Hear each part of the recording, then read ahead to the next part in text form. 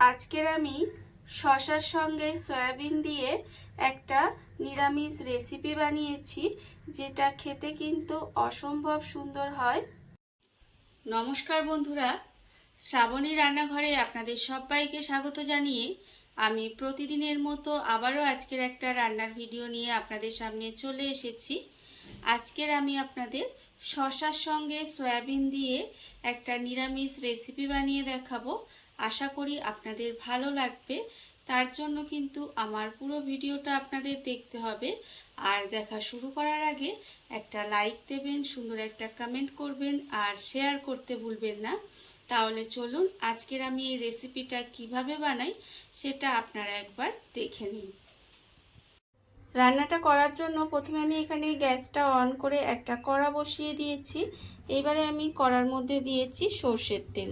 এখানে কিন্তু আমি রান্নাটা সর্ষের তেলেই করব, আর আপনারা কিন্তু যে কোনো রান্নার তেলে রান্নাটা করতে পারেন। তেলটা আমি কড়ার মধ্যে দিয়ে দিয়েছি। এইবারে দেখুন তেলটা কিন্তু আমার এখানে প্রায় গরম হয়ে গেছে। তেলটা যখন গরম হয়ে যাবে তখন এর মধ্যে আমি দিয়ে দেব প্রথমে একটা তেজপাতা, আর দেব আমি এখানে অল্প সামান্য একটু গোটা জিরে। তেজপাতা আর গোটা জিরেটা আমি এখানে ফোড়নে দিলাম। ফোড়নটা যখন ভাজা ভাজা হয়ে যাবে তখন আমি এর মধ্যে দিয়ে দেব একটা আলু। একটা মাঝারি সাইজের আলু আমি এইভাবে ছোটো ছোটো টুকরো করে কেটে রেখে দিয়েছি। সেই আলুটা কিন্তু আমি এর মধ্যে দিয়ে দেব।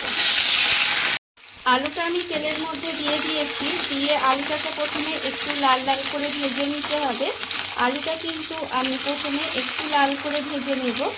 আর আমি প্রতিদিনের মতো আপনাদের একটা কথাই বলবো যে প্লিজ আমার ভিডিওটা আপনারা টেনে টেনে দেখবেন না, পুরো ভিডিওটা দেখুন। আশা করি আপনাদের ভালো লাগবে। দেখুন প্রথমে কিন্তু এখানে আলুটাকে খুব ভালো করে একটু লাল করে ভেজে নেব। আর আমার চ্যানেলের নতুন বন্ধু, পুরনো বন্ধু সবাইকে বলছি অনেক অনেক ভালোবাসা তাদের জন্য। কিন্তু আমি নতুন বন্ধুদের ক্ষেত্রে বলবো আপনারা চ্যানেলটা সাবস্ক্রাইব করবেন তখন কিন্তু পাশে থাকা বেল আইকনটি অবশ্যই প্রেস করে দেবেন। তাহলে আমার যে নিত্য নতুন ভিডিওগুলো যখন আমি চ্যানেলে পোস্ট করব তখন কিন্তু সবার আগে আপনাদের কাছে নোটিফিকেশান চলে যাবে। দেখুন আমার কিন্তু এখানে আলুটা ভাজা হয়ে গেছে। এইবারে আমি এর মধ্যে দিয়ে দেব যে শসাগুলো আমি এখানে কেটে রেখেছিলাম এইভাবে একটু ডুমো ডুমো করে, সেই শসাটা কিন্তু আমি এখানে দিয়ে দিলাম। আর শসার পরিমাণটা কিন্তু আলুর থেকে বেশি হবে। আর আপনারা দেখতেই পাচ্ছেন এখানে কিন্তু আমি পাকা শসা ব্যবহার করেছি, কচি শসা নয়। কিন্তু এখানে পাকা শসাটা দিয়ে করলেই কিন্তু খেতে বেশি ভালো লাগবে। দেখুন আমি এখানে আলু একটা দিয়েছি, আপনারা চাইলে আলু দিতে পারেন বা নাও দিতে পারেন। দেখুন শসাটা দিয়ে কিন্তু আমি এইভাবে আরেকটু সময় রান্না করে নেব। শসাটা দিয়েও কিন্তু এখানে আমি 1 মিনিট মতো এইভাবে একটু রান্না করে নিয়েছি। আর এটা যতক্ষণ একটু রান্না হচ্ছে ততক্ষণ দেখুন অন্যদিকে একটা মিক্সি জার নিয়ে নিয়েছি। জারের মধ্যে দিয়ে দেব প্রথমে আদা।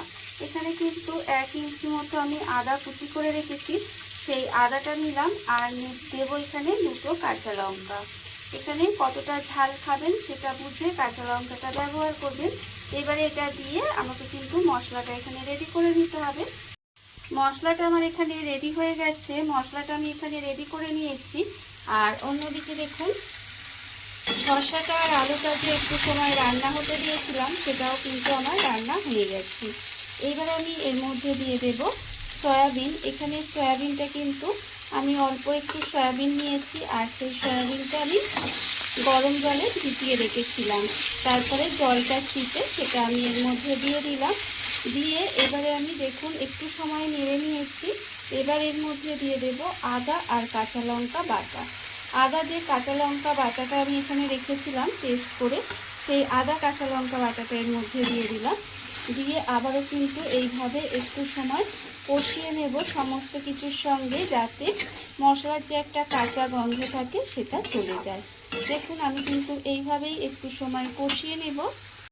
আদা কাঁচা লঙ্কা বাটাটা দিয়ে আমি একটু সময় কষিয়ে নিয়েছি। এইবার আমি এর মধ্যে দিয়ে দেব গুঁড়ো মশলা। তার মধ্যে আছে এখানে আন্দাজ মতো নুন, হাফ চামচ হলুদের গুঁড়ো, 1/4 চামচ মতো লঙ্কার গুঁড়ো, হাফ চামচ জিরের গুঁড়ো, হাফ চামচ ধনের গুঁড়ো, আছে এখানে হাফ চামচ চিনি। ঝালটা আপনারা কতটা খাবেন সেটা বুঝে কিন্তু লঙ্কা গুঁড়ো বা কাঁচা লঙ্কাটা ব্যবহার করবেন।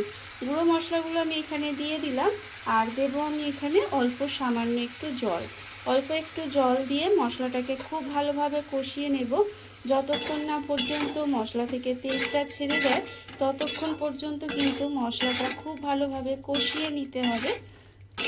দেখুন এইভাবে আপনারা কিন্তু এই শসার রেসিপিটা একবার বানিয়ে দেখবেন, খেতে কিন্তু ভীষণ সুন্দর হয়।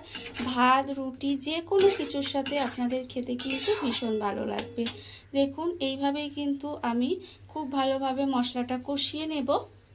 মশলাটা আমার এখানে খুব ভালোভাবে কষানো হয়ে গেছে, মশলা থেকে তেলটাও ছেড়ে দিয়েছে। এইবারে আমি এর মধ্যে দিয়ে দেব জল। এখানে কিন্তু পরিমাণ অনুযায়ী জলটা দিয়ে দিতে হবে যাতে শসা আলু খুব ভালোভাবে সেদ্ধ হয়ে যায়। এখানে আমি মিক্সির মধ্যে অনেকটা মশলা লেগেছিল, সেই মশলাটা ধুয়ে আমি একটু জল দিয়ে দিলাম। দিয়ে এইভাবে গ্যাসটা লোতে দিয়ে আমি একটু সময় রান্না করে নেব। ভীষণই সহজ রান্না, খুব ঘরোয়া একটা রান্না, অথচ খেতে কিন্তু খুব সুন্দর হয়।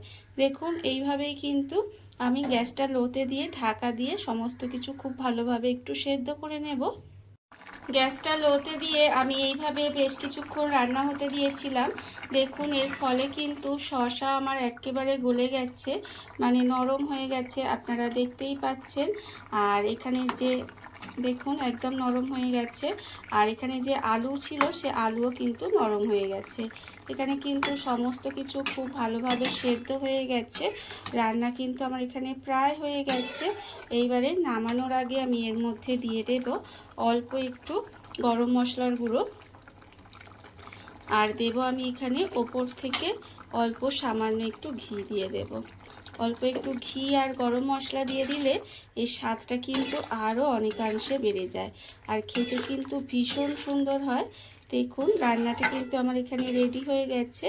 আমি এখানে ভাতের সাথে খাবো তাই একটু গ্রেভি রেখেছি, এতটা গ্রেভি থাকবে না, একটু গ্রেভি রেখেছি। আপনারা যদি মনে করেন রুটি দিয়ে খাবেন তাহলে কিন্তু আরেকটু শুকনো করে নিতে পারেন। দেখুন রান্না আমার এখানে একেবারে রেডি হয়ে গেছে।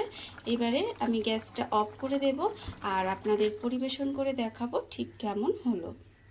দেখুন বন্ধুরা, বাড়িতে থাকা কত অল্প উপকরণে কত অল্প সময় কত সুন্দর একটা শসার সাথে সয়াবিন দিয়ে একটা নিরামিষ রেসিপি তৈরি হয়ে গেছে।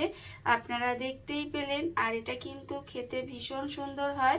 যে কোনো নিরামিষ দিনে কিন্তু এটা আপনারা বানিয়ে নিতে পারেন, বা এমনি যে কোনো দিনেও কিন্তু বানিয়ে দেখতে পারেন, খেতে ভীষণ ভালো লাগে।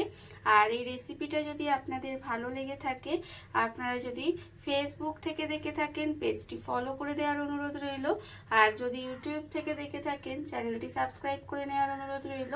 তাহলে চলুন ভিডিওটা আমি এখানেই শেষ করছি। আপনারা সবাই ভালো থাকবেন, সুস্থ থাকবেন।